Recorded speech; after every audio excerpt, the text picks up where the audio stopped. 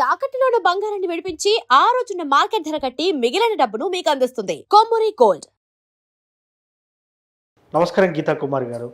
శ్రీ గురుభ్యో నమః, శ్రీ మాత్రే నమః. నమస్తే అండి. ముఖ్యంగా సంకటహార చతుర్థి, ప్రతి నెలలు సంకటహార చతుర్థులు వస్తూ ఉంటాయి. ముఖ్యంగా ఈ సంకటహార చతుర్థి వ్రతం అనేది చేయడం వల్ల ఎటువంటి ఫలితాలు కలుగుతాయి? ముఖ్యంగా కొంతమంది నేను చూశాను, ఈ మన సోషల్ మీడియా ప్రభావం అనుకోవచ్చు, లేకపోతే మనం ఆధ్యాత్మికంగా కొన్ని మంచి విషయాలు చెప్పడం వల్ల కొంతమంది సంకటహార చతుర్థి వ్రతాలు కూడా చేస్తూ ఉన్నారు. ముఖ్యంగా ఈ వ్రతం ప్రాముఖ్యత ఏంది? సంవత్సరంలో 12 సార్లు సంకటహార చతుర్థి వస్తుంది. ఈ వ్రతాలు చేయడం వల్ల కలిగే ఫలితం ఏంటి? కుదిరిన వాళ్ళు 12 చేస్తారు, కుదిరిన వాళ్ళు 3, 2, 1 చేసి వదిలేస్తూ ఉంటారు. ఎన్నిసార్లు చేస్తే ఫలితం? ఏం చేయాలంటారు? సంకటహార చతుర్థి అంటే ఇక్కడ కన్ఫ్యూజ్ ఏమంటే నెలకు 2 సార్లు వస్తుందా అనే కన్ఫ్యూజన్ కూడా చాలా మందికి ఉంది. కానీ శుక్లపక్షంలో వచ్చే చతుర్థిని మనం సంకష్ట చతుర్థి అని మనం భావిస్తాం. అదే సంకష్ట చతుర్థి కూడా, అంటే పౌర్ణమి పోయిన తర్వాత వచ్చే చతుర్థిని దాన్ని సంకష్ట చతుర్థి అంటారు. ఈ సంకష్ట చతుర్థి ఒక్క నెల చేసినా ఫలితమే ఉంటుంది. 3 నెలలు చేసినా, 5 నెలలు చేసినా, 9 నెలలు చేసినా, 12 నెలలు, 11 నెలలు చేసినా, కొంతమంది సంవత్సరాలు ప్రతి నెల చేస్తూనే ఉంటారు. అది వాళ్ళకి దైవానుగ్రహం. కొంతమందికి ఒక నెల కూడా కుదరదు చేయాలనుకున్నా కూడా. ఎందుకు అనంటే విఘ్నాలను తొలగించే దేవుడు విఘ్నేశ్వరుడు. అలాంటిది ఆయనను పట్టుకోవాలంటే అంత ఈజీ విషయం కాదు. ఆయననే విఘ్నం వేస్తా ఉంటాడు. ఇంకా అంటే ఆయన వేస్తాడు, తొలగించేవాడు కదా. ఎందుకు వేస్తాడు అనంటే నీకు ప్రారంధం బాగలేనప్పుడు ఆయనను పట్టుకోలేవు. ఇప్పుడు నువ్వు ఒక సంకల్పం కోరుకుని ఉంటావు, అది నీకు నెరవేరే టైం ఇంకా రాలేదు, నువ్వు వెంటనే నేను సంకష్టహార చతుర్థి వ్రతం చేసేసి అది నెరవేర్చుకోవాలి అంటే కుదరదు, నిజంగా కుదరదు. మనకి అది నెరవేరే టైం వచ్చినప్పుడు, భగవంతుడి యొక్క అనుగ్రహము 2 వచ్చినప్పుడు నువ్వు సంకష్టహార చతుర్థి చేస్తావు. ఇంకొకటి ఇక్కడ ఏంటి అంటే నీది ధర్మ కామ్యము అయితే ఆటోమేటిక్గా నువ్వు పట్టుకుంటావు. ఇది ఎందుకు చేస్తారు, చాలా వరకు ఎందుకు చేస్తారంటే జాబు, ఫైనాన్షియల్, అప్పులు, ఈ రెండే. ఆరోగ్యం సెకండరీ ఇంకా అది. కానీ జాబ్ కోసం చాలా మంది చేస్తారు, అప్పులు తీరడానికి చాలా మంది చేస్తారు, ఇల్లు థర్డ్, ఇవి మెయిన్. ఇప్పుడు మీకు జాబ్ రావాలి అంటే ఎన్ని నెలలు చేసుకోవాలి అనేది ఉంటుంది. జాబ్ కోసము అయితే ఖచ్చితంగా 9 నెలలు చేయాలి. 3 నెలలు చేసి వదిలేస్తాము, 5 నెలలు చేసి వదిలేస్తామంటే కాదు. జాబ్ రావాలంటే 9 నెలలు మేడం. జాబ్ లో గ్రోత్ కావాలంటే కూడా అదే చేయాలి. ప్రమోషన్స్ కావాలన్నా కూడా అదే చేయాలి. జాబ్ లో గ్రోత్ రావాలన్నా కూడా, ఈవెన్ మనకి శాలరీస్ పెరగాలన్నా, ప్రమోషన్స్ కావాలన్నా, లేదా మనం ఎక్కడికైనా మనకి నచ్చిన ప్లేస్ కి బదిలీ అవ్వాలన్నా కూడా 9 నెలలు చేయాల్సిందే.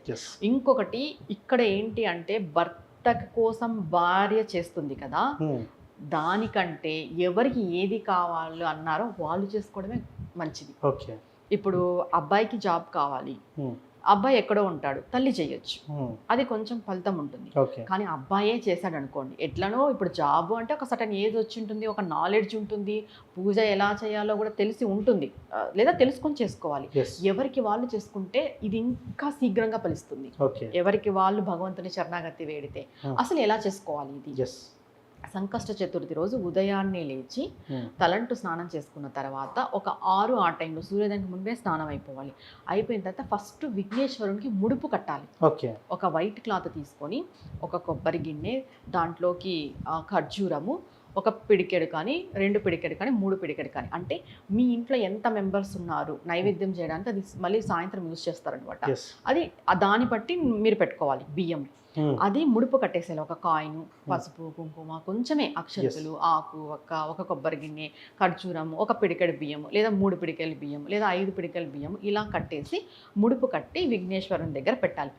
ఏమని ముడుపు కట్టాలి? మీ సంకల్పం. నీకు జాబ్ కావాలా? స్వామి, నేను నా జాబ్ కోసం చేస్తున్నాను, నాకు ఈ జాబ్ వచ్చేలాగా చేసి తర్వాత నీ యొక్క వ్రతాన్ని నేను 9 నెలలు కూడా ఏ ఆటంకం లేకోకున్నట్లు చేసుకునేలాగా చెయ్యి. ఖచ్చితంగా నాకు జాబ్ రావాలి, వచ్చేలాగా చెయ్యి. తర్వాత జాబ్లో గ్రోత్ రావాలనుకుంటే జాబ్లో గ్రోత్, లేదు అప్పులు తీరాలి, మాకు ఫైనాన్షియల్గా అసలు చాలా స్ట్రక్ అయిపోయినాము, మాకు ఊపిరి ఆడట్లేదు, మాకు ఏదో ఒక మార్గం చూపి స్వామి, మేము ఇన్ని నెలలు చేస్తాం. ఫైనాన్షియల్గా చేసే వాళ్ళు ఖచ్చితంగా 21 నెలలు చేయాలి. అప్పులు తీరాలనుకునే వాళ్ళు 21 నెలలు, 2 సంవత్సరాలు పడుతుంది. 21 నెలలు చేశారు అంటే వాళ్ళకి జీవితంలో అప్పు అనేది ఉండదు, తీరిపోతుంది. మళ్ళీ వాళ్ళు చేసేది ఇది కూడా రాదు, ఆప్షన్ కూడా ఉండదు. స్వామి అంత పీక్ స్టేజ్లో అనుగ్రహం దొరుకుతుంది మనకి. 21 నెలలు అంటే ప్రతి సంకటహార చతుర్థి రోజు చాలా నియమనిష్టంగా చేయాలి. నియమనిష్టలతోనే చేయాలి. Yes. జాబ్ అయితే 9, అప్పులు తీరాలంటే 21 నెలలు చేయాలి. అంటే నెలకు ఒక్క రోజే కాబట్టి అసలు ప్రాబ్లమే లేదు. అంతే. ఆయన అనుగ్రహం ఉంటే అసలు ఏ ఇబ్బంది కూడా రాదు. ఇలా మార్నింగ్ ముడుపు కట్టేసి పెట్టేసి ఉపవాసం ఖచ్చితంగా ఉంటారు. కొంచెం ఏజ్ అయిన వాళ్ళు కూడా ఉపవాసం ఉంటారు. ఆరోగ్యరీత్యా ఏదైనా సమస్య ఉంటే పాలు అవన్నీ తీసుకోవచ్చు. ఈవినింగ్ ఏం చేస్తారు అంటే ఆ ముడుపుని విప్పి ప్రసాదం చేస్తారు. ప్రసాదం దీంట్లో కొంతమంది లడ్డూలు కూడా చేస్తారు. స్వామివారికి లడ్డూలు ఇష్టము అని చెప్పేసి 5 లడ్డూలు, కొంతమంది ఎన్ని వారాలు చేస్తే అన్ని లడ్డూలు కూడా పెడతారు. ఇప్పుడు 21 నెలలు చేస్తారు కదా, 21 లడ్డూలు పెడతారు. 9 నెలలు చేస్తారు కదా, ప్రతి నెల 9 లడ్డూలు చేస్తారు స్వామి కోసం. అది నియమం ఉందా అంటే శాస్త్రంలో అయితే ఆ నియమం లేదు. ఇది కేవలం మనం చెప్పడము, వాళ్ళు వీళ్ళు చెప్పడం వినడం ద్వారానే తెలిసింది. కానీ స్వామివారికి పాలతో చేసిన పదార్థం కానీ, ఉండ్రాలు కానీ, ఆ పాల తాలికలు కానీ ఇలాంటివన్నీ స్వామికి ఇష్టం. ఇవి చేస్తారు. ఆ బియ్యం పెట్టింటాం కదా, ఆ బియ్యంతో అన్న ప్రసాదం చేసి ఇంకొకటి స్వీట్ ఏదైనా చేయొచ్చు, లేదా అదే బియ్యంతో స్వీట్ అయినా చేయొచ్చు. ప్రసాదం పెట్టేసి సంకష్టహర చతుర్థి కథ అని ఒకటి వస్తుంది, వ్రత కథ. ఆ కథ చదువుకోవాలి. లేదమ్మా మేము ఆ కథ చదవలేము, పెద్దగా ఉంటుంది, ఆ కథ చదవలేము, మాకు చదివేకి రాదు అనుకునే వాళ్ళు గణేశుని స్తోత్రాలు వినాలి. అసలు మాకు అంత టైం లేదు, అంత కథ చదివేంత టైం లేదు అని అంటే సంకష్ట నాశన గణేశ స్తోత్రం అని ఒకటి వస్తుంది. అది ఖచ్చితంగా 21 సార్లు పారాయణం చేయాలి. ఈ 21 సార్లు పారాయణం చేసి స్వామివారి టెంపుల్, దేవాలయం ఉంటుంది కదా, దేవాలయానికి వెళ్ళి స్వామివారిని దర్శించుకొని ఇంటికి రావాలి. అక్కడ గరిక ఇస్తారు. ఆ గరిక తీసుకొచ్చి మన ఇంట్లో ఉన్న విఘ్నేశ్వరుని దగ్గర కూడా పెట్టుకోవాలి. లేదు మనం ముందు రోజే గరికనంతా సేకరించుకొని స్వామివారి అష్టోత్తరాలు అన్నీ చేసుకుంటారు. వ్రతం చేసే వాళ్ళంతా కంప్లీట్గా చదివేకి వస్తుంది. వ్రతం చేసుకునే వాళ్ళకు వ్రతానికి ముందే అష్టోత్తరం వస్తుంది. ఈ 108 గరికతో అష్టోత్తరం చేస్తారు. గరిక సమర్పిస్తూ ఇలా కూడా చేసుకోవచ్చు. మీరు కథ చదువుకోలేను అంటే 108 అష్టోత్తరాలతో గరిక సమర్పించవచ్చు. అష్టోత్తరం చేసినా, వ్రతం చేసినా కానీ సంకష్ట నాశన గణేశ స్తోత్రం అనేది ఖచ్చితంగా 21 సార్లు చేసుకోవాల్సిందే. ఇది ఆ వ్రతానికి సంబంధించి. లేదు మేము వ్రతం చేయలేం, నెల మాకు కుదరదు, మాకు ఏదైనా ఆటంకం వస్తుంది, మేము ఉండము, ఇలాంటి వాళ్ళు కూడా ఉంటారు. ఇలాంటి వాళ్ళు ఏం చేయాలి అంటే ప్రతిరోజు కూడా ఈ సంకష్ట నాశన గణేశ స్తోత్రం 21 సార్లు పారాయణం చేయాలి. సంకల్పం ఒకటే అయింది, అలా సంకల్పం తీరేంత వరకు ఇంకొకటి పెట్టకూడదు. మనం ఇలా చేస్తూ పోయే కొద్దీ ఆల్మోస్ట్గా ఒక 3 నెలలు 6 నెలల్లో కూడా మన కర్మ బాగా ఉంటే, అంటే గుడ్ కర్మ అంటాం కదా, స్వామివారి అనుగ్రహము శీఘ్రంగా వచ్చేలాగుంటే ఖచ్చితంగా నెరవేరుతుంది. డైలీ 21 సార్లు సంకష్ట నాశన గణేశ స్తోత్రం చేసుకోవడం వల్ల దీనికి ఏం పెద్ద పెద్ద వ్రతాలు అవసరం లేదు. బెల్లం ముక్క సమర్పణ చేయాలి స్వామికి. ప్రతిరోజు బెల్లం ముక్క పెట్టేసి స్వామి దగ్గర నమస్కారం చేసుకొని ఇది కూర్చొని చదువుకొని ఇంకా నమస్కారం పెట్టి హారతి ఇచ్చి వెళ్ళిపోవడమే. ఇది చేసుకోవడం వల్ల కూడా చాలా చాలా ఫలితం ఉంటుంది. అంటే సంకష్టహర చతుర్థి చేసుకుంటేనే ఫలితం ఉంటుందనేం లేదు. ఇది డైలీ చదువుకోవడం వల్ల కూడా ఫలితం ఉంటుంది. ఒకవేళ మీరు ఇది డైలీ చదువుకుంటూ కూడా సంకష్టహర చతుర్థి చేసుకున్నారనుకో ఇంకా ఎక్కువ స్వామివారి అనుగ్రహం ఉంటుంది. ఇక్కడ ఎక్కువ తక్కువ అని ఎందుకు చెప్తాము అని అంటే మన కర్మ అనేది బ్యాడ్ కర్మగా ఉన్నప్పుడు మనం ఎన్ని పూజలు చేసినా ఎన్ని చేసినా కూడా త్వరగా ఫలించవు. అందుకు మనం మోతాదులో చెయ్యాలి. ఇప్పుడు చూడు, డైలీ ఇది చదువుతున్నారు 21 సార్లు, సంకష్టహర చతుర్థి వ్రతం కూడా మీరు చేస్తున్నారు, అప్పుడు డబల్ అవుతుంది. ఇప్పుడు మీ కర్మ బాగుంటే మీరు డైలీ ఇది ఒకటి చదువుకుండా నెరవేరుతుంది. ఇక్కడ మనం తెలుసుకోవాలి ఎవరికి వాళ్ళకి.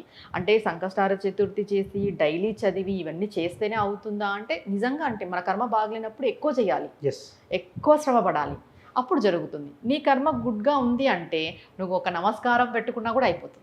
ఏదైనా కూడా కర్మానుసారమే జరుగుతుంది. ఇంకోటి భగవంతుడు మనకి ఏ టైంకి ఏది చేయాలో అదే చేస్తాడు అనేది కూడా మనం నమ్ముతాము. అది చేసేటప్పుడు మళ్ళీ ఇవన్నీ ఎందుకు చేయాలనే ఆలోచన కూడా వస్తుంది. కంప్లీట్గా 100% భగవంతుడు ఇచ్చే ఫలితాన్ని నువ్వు పొందాలి అంటే ముందుగా ఆయన పాదాలను పట్టుకోవాలి. ఆయన ఒకవేళ ఆయన మూడు బాగాలేకపోతే నీకు ఇవ్వకపోవచ్చు, నీ రాతలో ఉన్నా ఇవ్వకపోవచ్చు, అంతే కదా, చెప్పలేము. ఆయన ఇచ్చినప్పుడు మనం ఎందుకు చేయాలని క్రాస్ క్వశ్చన్స్ వద్దు.